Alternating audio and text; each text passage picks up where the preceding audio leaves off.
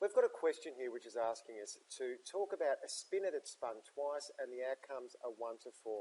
The first thing we have to do is list the sample space, and what that means is we need to show every possible outcome.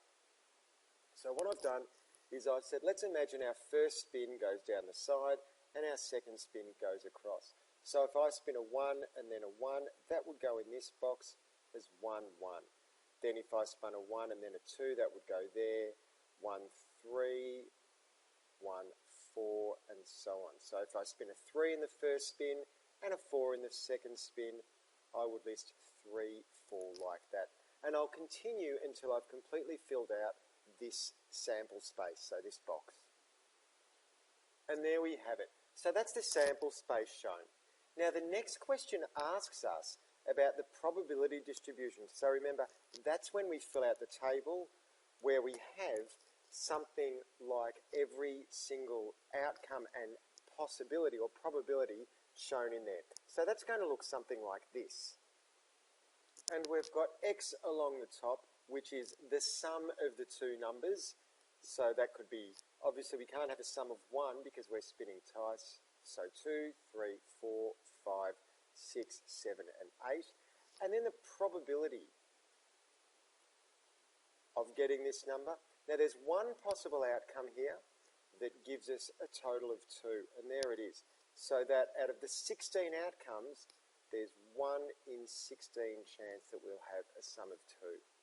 A sum of 3, we either get a 1, 2 or a 2, 1. So the outcome there would be 2 over 16, or if we wanted to, we could write 1 over 8. I'm going to write 2 over 16. This can help when we do conditional probability later to have the same denominator. And then what I would do is I'd fill this table in according to how many possible outcomes can give a total of x in this table. And there it is, filled out with the pretty little colours showing which outcomes contribute to which possible x value. And there is my probability distribution for the sum of the two numbers. The last question asks us about conditional probability. So remember, our formula is the probability of A given B is the probability of A intersecting B over the probability of B.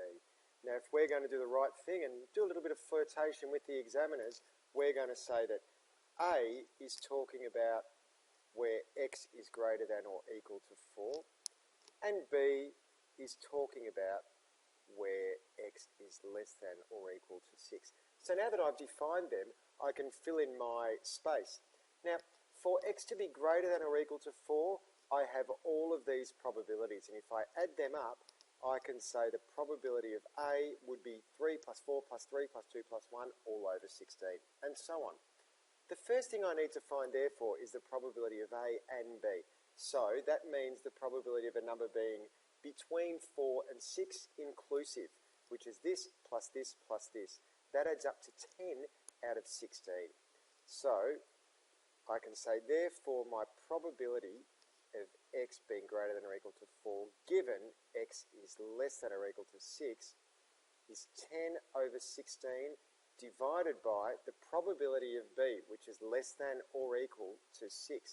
So if I add those up, I get 13 out of 16. And therefore, I can cancel my denominators, so my probability of that happening is 10 over 13. And there's my answer. And here's my big tick and a smiley face.